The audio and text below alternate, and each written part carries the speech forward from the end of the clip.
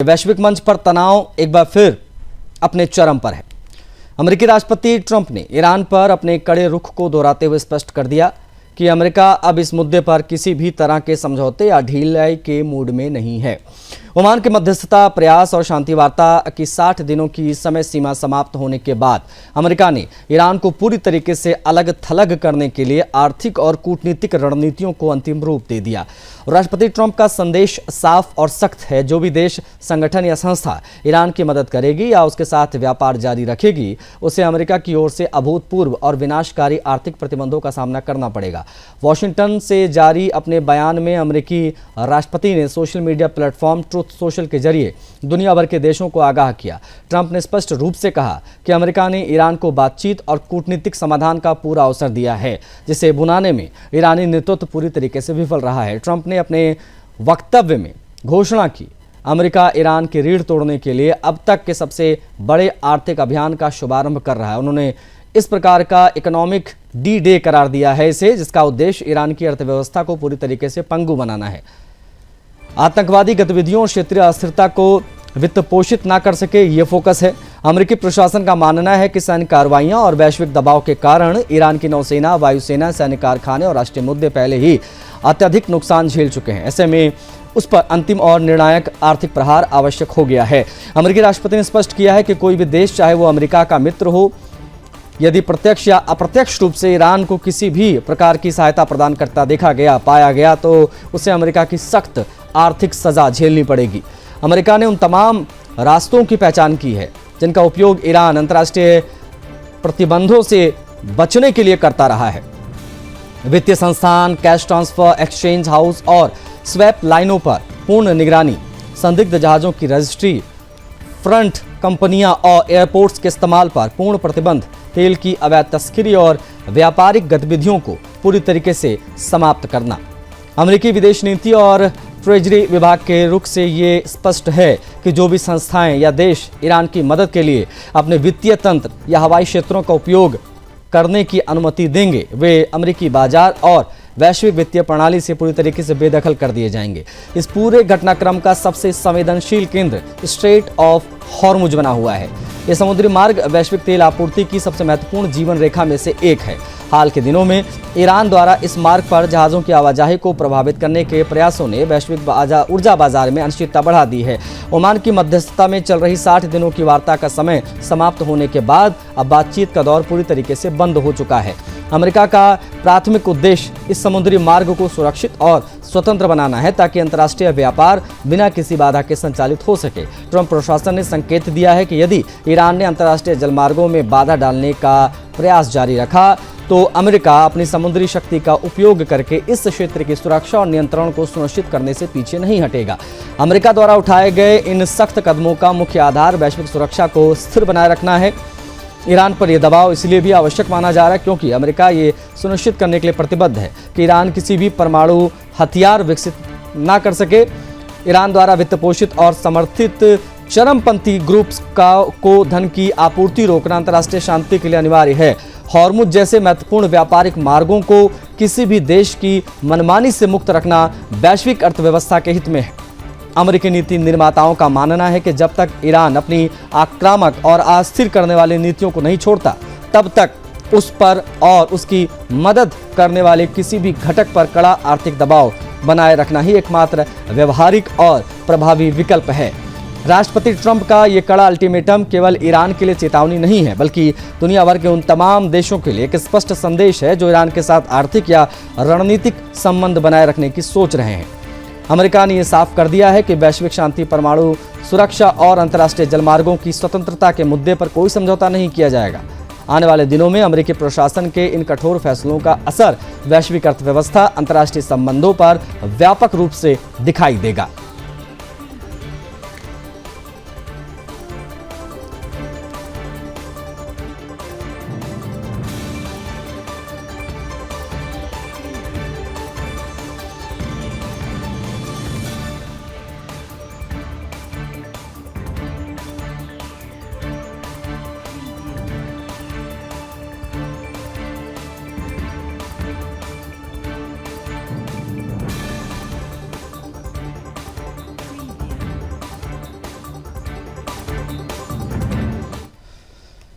अमेरिकी राष्ट्रपति ट्रंप द्वारा स्ट्रेट ऑफ हॉर्मुज पर अमेरिकी नियंत्रण के नए दावे और उस पर ईरान की तीखी प्रतिक्रिया के बाद मिडिल ईस्ट का यह विवाद अत्यंत संवेदनशील मोड़ पर पहुंच गया है। फारस की खाड़ी में वैश्विक तेल आपूर्ति के सबसे प्रमुख जलमार्गों को लेकर अमेरिका और ईरानी नेतृत्व के बीच में जुबानी जंग और रणनीतिक तनातनी चरम पर है। अमेरिकी प्रशासन का स्पष्ट रुख है कि दुनिया भर की ऊर्जा सुरक्षा को खतरे में डालने वाले ईरानी आक्रामकता को बर्दाश्त नहीं करेंगे, जबकि ईरानी अधिकारी अमेरिका के बढ़ते प्रभाव और उसकी सख्त कार्रवाइयों से पूरी तरह बौखलाए हुए नजर आ रहे हैं। अमेरिकी राष्ट्रपति ट्रंप ने social media platform truth social पर एक मैप नक्शा साझा करते हुए स्ट्रेट ऑफ हॉर्मुज को वैश्विक व्यापार की रक्षा के लिए अमेरिका के प्रभाव वाला नया रणनीतिक क्षेत्र करार दिया है। अमेरिका का मुख्य उद्देश्य इस अंतर्राष्ट्रीय जलमार्ग में निर्बाध आवाजाही बहाल करना है। वैश्विक अर्थव्यवस्था के लिए एक जलमार्ग अत्यधिक महत्वपूर्ण है, क्योंकि दुनिया के कुल तेल उत्पादन और दैनिक वैश्विक आपूर्ति का लगभग 5वां हिस्सा इसी समुद्री रास्ते से होकर गुजरता है। इस मार्ग पर आने वाली किसी भी बाधा से वैश्विक बाजार में कच्चे तेल की कीमतें आसमान छूने लगती हैं और दुनिया भर में महंगाई का संकट गहरा जाता है। अमेरिका का मानना है कि किसी भी एक देश को ऐसे अंतर्राष्ट्रीय समुद्री रास्तों का इस्तेमाल दुनिया को ब्लैकमेल करने या बंद करने के लिए नहीं अनुमति दी जा सकती। अमेरिका द्वारा जलमार्ग को अपने सुरक्षा दायरे में लेने और इस पर सख्त नियंत्रण स्थापित करने की घोषणा के बाद से ईरानी खेमे में भारी असहजता और बौखलाहट देखी जा रही है। ईरान की सुप्रीम नेशनल सिक्योरिटी काउंसिल के नए सचिव मोहसेन रेजाई ने अमेरिकी राष्ट्रपति के बयान पर अपनी खींच निकाली। सोशल मीडिया पर प्रतिक्रिया दी। रेजाई ने वॉशिंगटन और हॉर्मुज के बीच में 7000 मील की दूरी का हवाला देते हुए अमेरिकी दावे को केवल एक सपना बताने की कोशिश की है। हालांकि ईरानी अधिकारियों की ये तीखी भाषा इस बात का स्पष्ट संकेत है कि अमेरिकी राष्ट्रपति के कड़े रुख और सख्त आर्थिक रणनीति ने ईरान के रक्षात्मक घेरे को अंदर तक झकझोर दिया है। फरवरी में शुरू हुए सैन्य तनाव के बाद से ही ईरान ने हॉर्मुज के माध्यम से होने वाली कॉमर्शियल एक्टिविटीज को शिपिंग को अवरुद्ध करने के लिए कड़े कदम उठाए हैं। अंतर्राष्ट्रीय समुदाय और अमेरिका जब इस व्यापारिक जीवन रेखा को दोबारा खोलने पर जोर दे रहा है, तब ईरान इस स्थिति का लाभ उठाकर अपनी अवैध मांग को मनवाने का प्रयास कर रहा है। ईरान ने जलमार्ग खोलने के बदले कई शर्तें रखी हैं। आर्थिक प्रतिबंधों की समाप्ति, ईरानी तेल के निर्यात और व्यापार पर लगे अमेरिकी प्रतिबंधों को तुरंत हटाना, अवरुद्ध संपत्तियों की रिहाई करना, वित्तीय क्षतिपूर्ति करना। अमेरिकी प्रशासन ने ईरान की इन मांगों को पूरी तरीके से अनुचित माना है।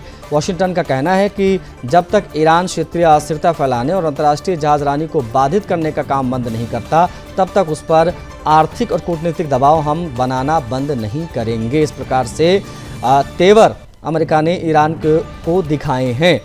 जब तक ईरान अंतर्राष्ट्रीय नियमों का पालन नहीं करता, क्षेत्रीय सुरक्षा के लिए खतरा बने रहना की अपनी नीति नहीं बदलता, तो अमेरिका अपनी रक्षा रणनीति पर मजबूती से कायम रहेगा। स्ट्रेट ऑफ हॉर्मुज पर अमेरिकी राष्ट्रपति ट्रंप का कड़ा रुख ये स्पष्ट करता है कि अमेरिका वैश्विक ऊर्जा सुरक्षा से कोई समझौता नहीं करेगा। ईरान द्वारा कूटनीति के रास्ते बंद करने और अनुचित मांग थोपने के प्रयासों के खिलाफ अमेरिकी प्रशासन का इकोनॉमिक डी-डे और सैन्य दबाव पूरी तरीके से टारगेटेड है। ईरान की बौखलाहट और तीखे बयान ये साबित करता है कि अमेरिकी रणनीति का असर ईरानी नेतृत्व पर बहुत गहरा पड़ा है।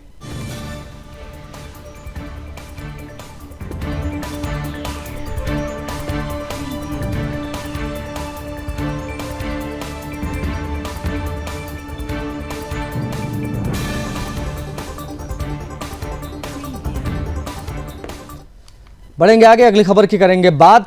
अमेरिकी राष्ट्रपति ट्रंप ने ईरान के खिलाफ अब तक की सबसे बड़ी और कड़े स्तर की आर्थिक कार्रवाई का आधिकारिक ऐलान कर दिया है। दोनों देशों के बीच कूटनीतिक समझौते की कोशिश विफल होने के बाद अमेरिका का ये बड़ा फैसला सामने आया है। अमेरिकी प्रशासन का स्पष्ट मानना है कि ईरान ने बातचीत और शांतिपूर्ण समझौते का सुनहरा मौका पूरी तरीके से गंवा दिया है। आर्थिक तौर पर पूरी तरीके से अलग थलग करना और उसकी वित्तीय ताकत को ध्वस्त करना ये टारगेट था। आने वाले समय में ईरान अर्थव्यवस्था की कमर टूटना पूरी तरीके से तय है। अमेरिकी राष्ट्रपति ने इस व्यापक अभियान को इकोनॉमिक डी-डे का नाम दिया है, जिसका अर्थ है अमेरिका ईरान पर अभूतपूर्व और चौतरफा आर्थिक दबाव बनाने जा रहा है। ट्रंप ने दुनिया भर के देशों और अंतर्राष्ट्रीय संस्थाओं को दो टूक चेतावनी जारी की है। यदि किसी भी देश बैंक, निजी कंपनी, एयरपोर्ट प्रशासन और सरकारी एजेंसी ने ईरान को किसी भी प्रकार की आर्थिक या लॉजिस्टिक मदद पहुंचाई जाती है तो उसे भी अमेरिकी प्रतिबंध और भारी कानूनी कार्रवाइयों का सामना करना पड़ेगा। अमेरिका का यह सख्त रुख स्पष्ट करता है कि वो अब ईरान के किसी भी मददगार को बख्शने के मूड में नहीं है। वैश्विक वित्तीय प्रणाली और अमेरिकी बाजार से बेदखल होने के डर से अधिकांश अंतर्राष्ट्रीय कंपनियां और बैंक ईरान से अपने सभी संबंध खत्म करने को मजबूर होंगे, जिसका सीधा असर ईरानी शासन की वित्तीय स्थिरता पर पड़ेगा। ईरान की अर्थव्यवस्था की सबसे बड़ी ताकत उसका तेल क्षेत्र है और उसकी कमाई का मुख्य जरिया कच्चे तेल का निर्यात है।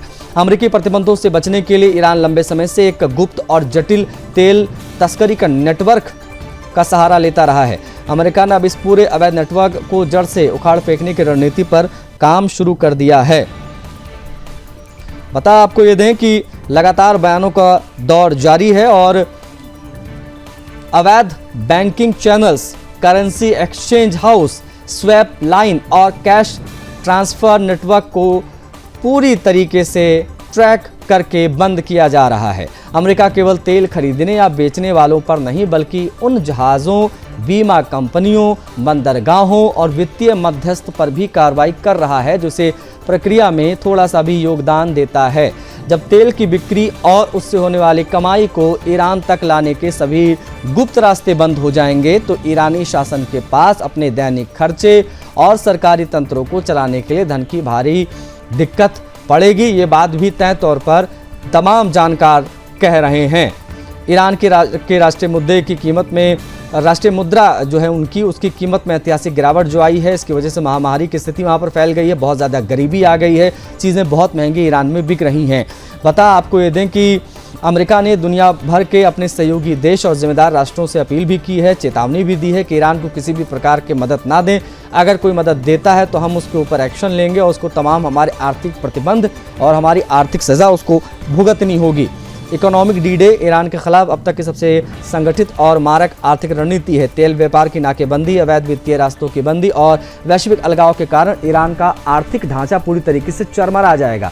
अमेरिका के इन कठोर और निर्णायक कदम के बाद ये साफ हो गया है कि ईरान की अर्थव्यवस्था की कमर टूटना अब पूरी तरीके से तय है और उनके पास अमेरिकी शर्तों को मानने या पूरी तरीके से तबाह होने के अलावा कोई अन्य विकल्प नहीं बचा है।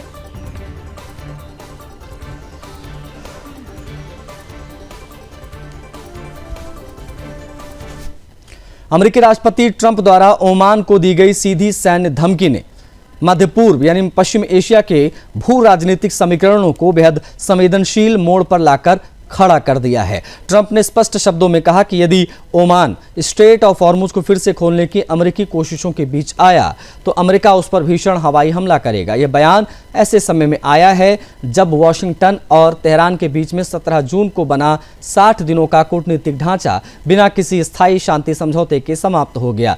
देखिए, इस समय ओमान की स्थिति अमेरिकी धमकी के प्रभाव और इस बात का विस्तृत विश्लेषण की ओमान अमेरिका से दूर होकर ईरान के करीब जाएगा। मस्कट तेहरान की समानांतर बातचीत फरवरी 2026 में अमेरिका, इजराइल और ईरान के बीच में छिड़े युद्ध के बाद से ही वैश्विक तेल आपूर्ति की सबसे बड़ी जीवन रेखा यानी स्ट्रेट ऑफ हॉर्मुज काफ़ी हद तक ठप हो गई थी। मस्कट यानी कि ओमान और तेहरान यानी कि ईरान अमेरिका को दरकिनार कर हॉर्मुज से कॉमर्शियल जहाज़ों की आवाजाही शुरू करने को लेकर द्विपक्षीय समझौते पर काम कर रहा है। ईरान और ओमान के बीच बन रहे समझौते के तहत जहाज़ों के प्रवेश और निकास के लिए दोनों देशों के तटीय जल क्षेत्र का इस्तेमाल होना है। अमेरिकी प्रशासन इसे अंतर्राष्ट्रीय जलमार्ग में ईरान के नियंत्रण को वैधता देने और वाशिंगटन के प्रभाव को कमज़ोर करने की साजिश मानते हैं। ट्रंप ने हाल में हॉर्मुज को अमेरिका का नया इलाका तक करार दे दिया था। ऐसे में ओमान का ईरान के साथ अलग से रास्ता निकालना वाशिंगटन के लिए अस्वीकार्य सा दिखाई दे रहा है। ओमान की स्थिति अन्य देशों से अलग है। अगर केवल सैन्य ताकत की तुलना हम करें तो अमेरिका के सामने ओमान कहीं भी नहीं टिकता। अमेरिका के पास विशाल वायुसेना, नौसेना है। अमेरिका की सुरक्षा कुछ ही घंटों में ध्वस्त कर सकती है। सख्त लहजे में ओमान की सतर्कता क्या है? ओमान अपनी रक्षात्मक नीतियां संपूर्णता के लिए जाना जाता है। अमेरिकी धमकी के बाद ओमान सीधे तौर पर अमेरिका से सैन्य टकराव में नहीं उलझेगा, लेकिन वो अपनी क्षेत्रीय भूमिका भी अचानक पूरी तरीके से बंद नहीं कर सकता। ये भी महत्वपूर्ण पहलू है। ना अमेरिका ना ईरान ओमान अपनी गुट निरपेक्षता और मजबूत करने पर दिखाई दे रहा है। ओमान को लंबे समय से मध्य पूर्व का स्विट्जरलैंड माना जाता है। ओमान की विदेश नीति का मूल आधार किसी भी एक गुट में शामिल ना होना है और वो यहाँ पर दिखा भी रहा है। वॉशिंगटन से दूरियां और पर्दे के पीछे का कूटनीतिक तनाव क्या जान लीजिए। अमेरिका ओमान का एक बड़ा सुरक्षा और व्यापारिक साझेदार रहा है। हालांकि सार्वजनिक रूप से बमबारी की धमकी दिए जाने के बाद ओमान के शाही घराने और जनता ने अमेरिका के प्रति भारी अविश्वास पैदा हुआ था। ओमान अमेरिका के सैन्य ठिकाने या खुफिया सहयोग पर सीमाओं को कड़ा कर सकता है, जिससे रणनीतिक स्तर पर अमेरिका ओमान संबंध जो है उसमें दरार आना काफ़ी हद तक तय माना जा रहा है।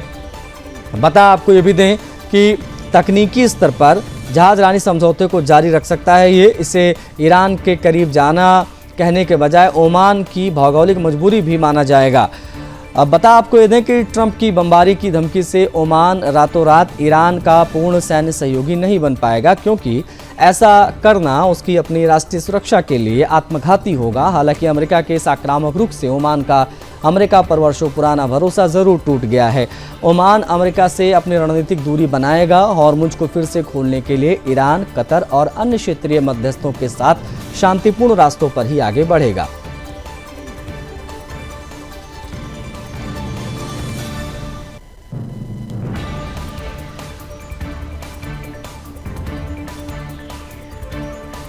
पाकिस्तान का अवैध कब्जा और उसका औपनिवेशिक ढांचा अब अपनी अंतिम सांस गिन रहा है।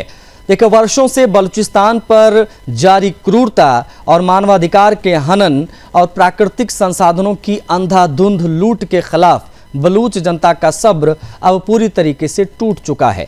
आज़ादी के संघर्ष को एक नया और आक्रामक आयाम देते हुए बलूच नेतृत्व ने पाकिस्तानी थल सेनाध्यक्ष जनरल असीम मुनीर और उनकी फौज को सीधा और अंतिम अल्टीमेटम दे दिया है। बलूच नेता मीर यार बलोच ने कड़े शब्दों में चेतावनी दी है कि पाकिस्तानी सेना तुरंत बलूचिस्तान की पवित्र धरती को खाली कर दे, वरना 1971 के बांग्लादेश मुक्ति संग्राम की तरह एक बार फिर से पूरी दुनिया के सामने पाकिस्तानी फौज की इज्जत नीलाम हो जाएगी।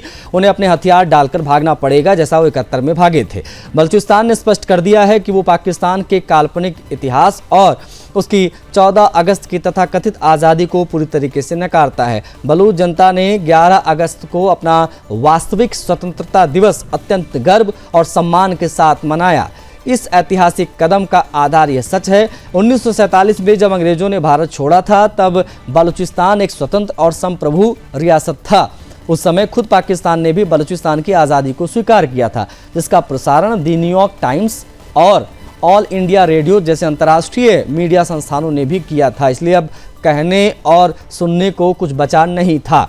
बलूच नेतृत्व द्वारा जारी आधिकारिक बयान में पाकिस्तानी कब्जे वाले ताकतों को साफ और स्पष्ट निर्देश दिया गया है। सैन्य वापसी की मांग, पाकिस्तान अपनी सेना, फ्रंटियर जो कॉप्स हैं, पुलिस है, इन सभी को वापस लेकर जाए।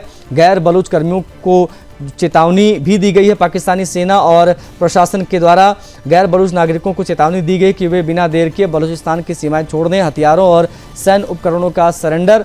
बलूच नेताओं ने मांग की है कि बलूचिस्तान में तैनात पाकिस्तानी वायुसेना और नौसेना के सभी लड़ाकू विमान, युद्धपोत और सैन्य उपकरण बलूच रक्षा बलों के हवाले कर दिए जाएं। बलूचों का तर्क है, बिल्कुल सही, कि ये सभी सैन्य संसाधन बलूचिस्तान के अपने खनिज, गैस और प्राकृतिक संसाधनों की लूट से हासिल किए गए पैसों के खरीद से आए हैं। तो इस प्रकार के तमाम गाइडलाइंस के तौर पर तमाम चीज़ें जो हैं वो बताई जा रही हैं। लेकिन बता आपको ये दें कि विदेशी कब्जाधारी कभी भी स्थानीय स्वाभिमान और आज़ादी के जज्बे को दबा नहीं सकती। ये बात भी देखी गई है। यदि मुनीर की फौज अपनी भलाई चाहती है तो 1971 की उस राष्ट्रीय बेइज्जती को उसे याद करना होगा, शांतिपूर्वक यहाँ से निकलना होगा। पाकिस्तान दशकों से बलूचिस्तान को केवल एक कॉलोनी की तरह इस्तेमाल करता आया है। सुई गैस से लेकर ग्वादर पोर्ट तक और सोने तांबे की समृद्ध खदान जैसे रिको डिग से मिलने वाले बेहिसाब दौलत से पाकिस्तान अपना पेट भरता है, जबकि स्थानीय बलूच जनता को बुनियादी सुविधाओं, शिक्षा और स्वास्थ्य से भी वंचित रखा जाता है। तो ये बहुत बड़ी वजह है कि बलूचिस्तान लगातार ये लड़ाई पाकिस्तान से लड़ रहा है। बयान में वैश्विक शक्तियों से अपील भी की गई है कि वे बलूचिस्तान को एक संप्रभु और स्वतंत्र देश के रूप में औपचारिक मान्यता दें।